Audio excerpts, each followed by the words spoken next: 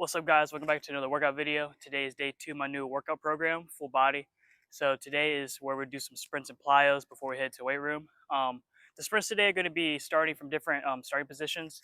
So I have some where I'm just here falling, doing some sprints, doing some lateral shuffles in the sprints, and then some back pedals in the sprints. Just kind of working the movement pattern of transitioning into the sprint.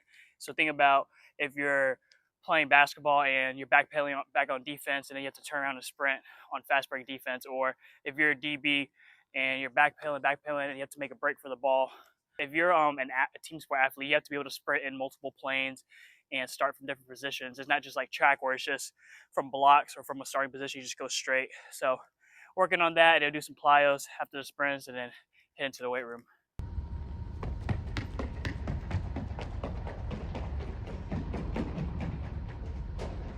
So I really like the falling sprints because you're really letting gravity pull you down before you start your sprint. And it really helps you get into positive shin angles. And like I said, letting gravity assist you by pulling you closer to the ground. Because you can't really accelerate standing straight up, right? You have to be in kind of this forward lean position, drive the knees high, and put force into the ground. But if you think about it more from a basketball standpoint, you don't really ever reach top end speed because the court is just too small to be sprinting at max effort, right? So a sport like basketball, you're mostly doing change of direction and accelerations. Other sports like soccer, football, rugby, lacrosse, like other those field team sports, you have more opportunities to actually just do a straight linear sprint down the field to chase a player, chase a ball. But so these kind of sprints are good because I'm just doing them on the court. So it kind of mimics the boundaries I'll be in when I do play. So these sprints are more just working on the, like I said before, the transition, going into the acceleration, and then focusing on just accelerating. I have another day where I do sprint to plyos outside on the track, and those are more longer sprints, more focused on top end speed, but these are more focused on just the acceleration phase.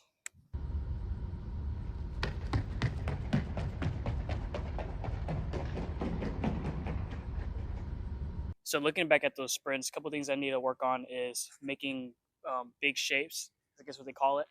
So off like pretty much the first 2 steps.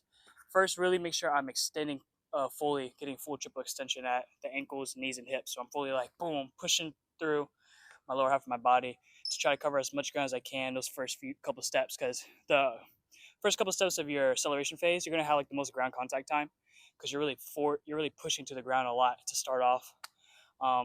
Driving my knee up to make sure I'm boom right here, or more like right here, forward lean.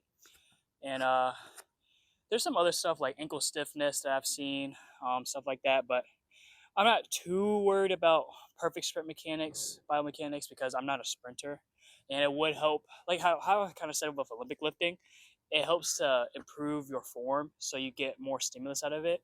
But as long as you're like proficient enough to where like, okay, I'm sprinting good enough, then I'm getting the benefits that I'm looking for out of sprinting. I'm not looking to maximize my 40-yard dash time or anything. I'm just trying to get more overall athletic.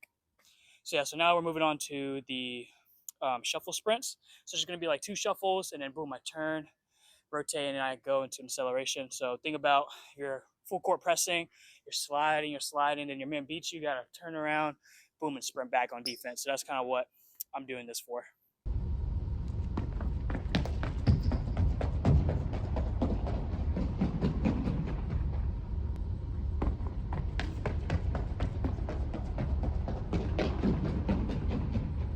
All right, moving on to the back pedal sprint. So same scenario. I'm guarding my man full court.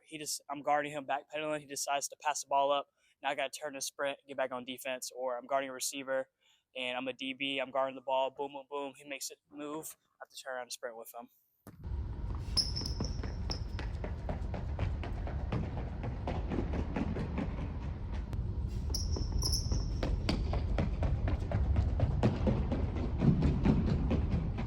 So done with the sprints, about the hop and some plyos. But one thing I want to talk about is the importance of braking forces. So everyone talks about how high you can jump or how fast you can run, and that's about producing force into the ground to go. So what about stopping? I think it's really important to develop braking forces and braking strength. So that's like eccentric strength.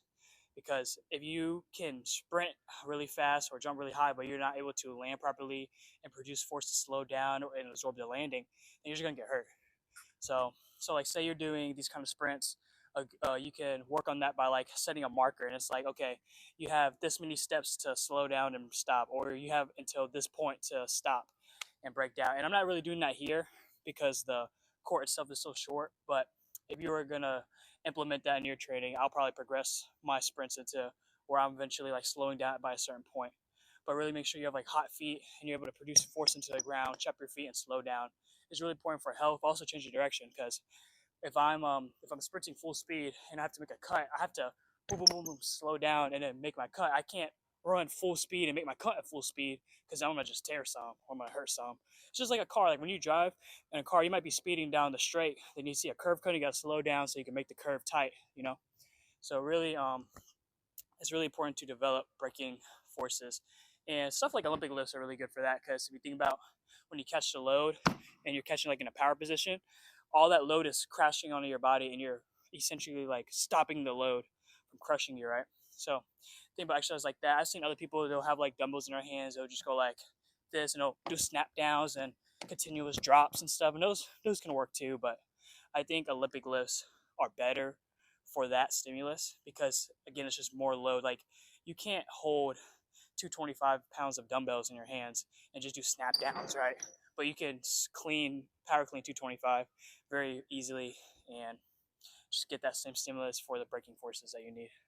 All right, just got 2 sets of triple broad jumps. So have a cone here. After I do my triple broad jump with the first attempt, I'm gonna put the cone down and try to beat that distance for my second attempt.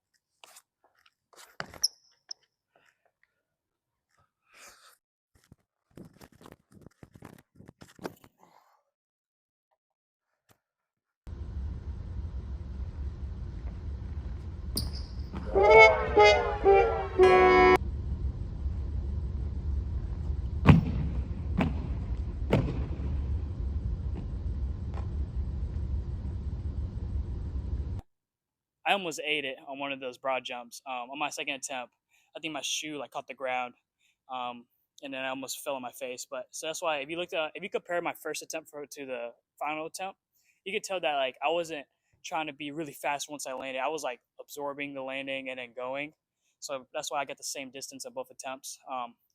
The intent I'm supposed to have is like as soon as I jump and I land, I'm rolling into the next jump. But I guess mentally I was just like, oh, I don't want to fall. But it's all good. So got some good training stimulus out of it. So about to move on to lateral skater jump, single legged, and then head into the weight room.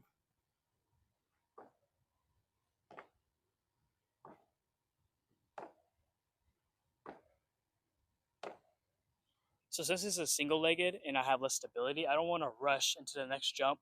So I'm really focused on absorbing the load before I take off again. So how to absorb the load properly is you bend at the ankle, knees, and hips, so triple flexion. So boom, getting nice and low, absorbing the force, not being really stiff in the landing, because there's just a lot of pressure on your tendons and joints. And there's times to be stiff, right?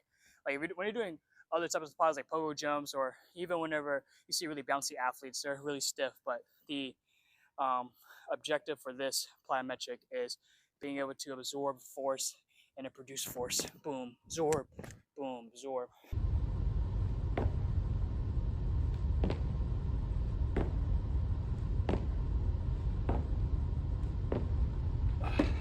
So we're in the weight room now. About to get warmed up for some military press. That's the main straight movement for today. And then we got some hip thrust, leg press for the lower body, and then some isolation accessory work at the end.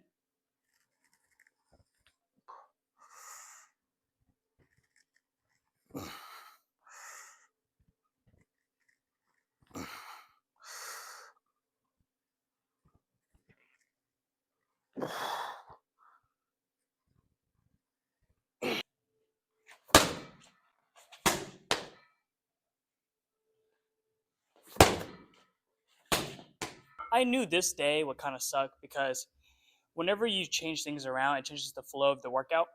And so I used to do military press after clean and jerk, so my shoulders are already warmed up. So without having that before my military press today, my shoulders felt a lot weaker on the first set, but the second set I felt even stronger. So I think I need to take more time to warm up my shoulders before I actually do my working sets.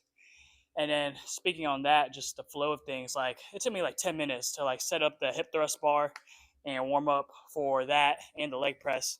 And again, That's because I used to do lower body day, so it was like my legs were already warmed up by the time I got to these accessory strength exercises. So I have to spend more time setting up the bar and warming up. So it's just interesting because your program can look really good on paper until you actually do it and you see how it feels. So I'm not sure if I'm going to change up this day or not. I might just have to have a sucky day here and there because I did 2 days already and they felt fine. I like how they flowed and how I felt. It's just this day is going to be a little longer just because there's more to set up and just the fact that it's hip thrusts and it's a lot of weight. So yeah, about to get started with the leg block.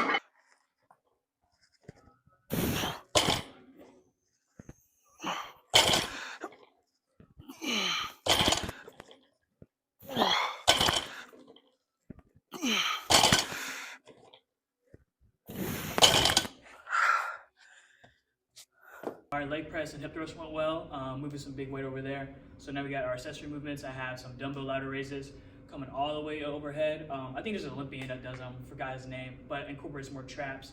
And then we have some calf raises on the leg press and then some cable rotations for the core.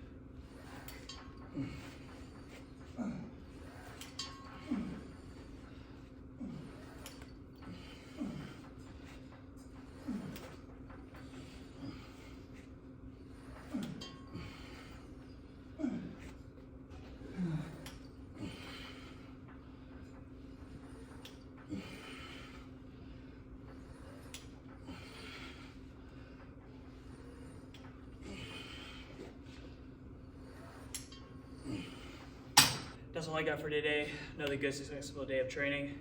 If you guys have any questions or comments about training, fitness, leave them down below. And like always, God bless.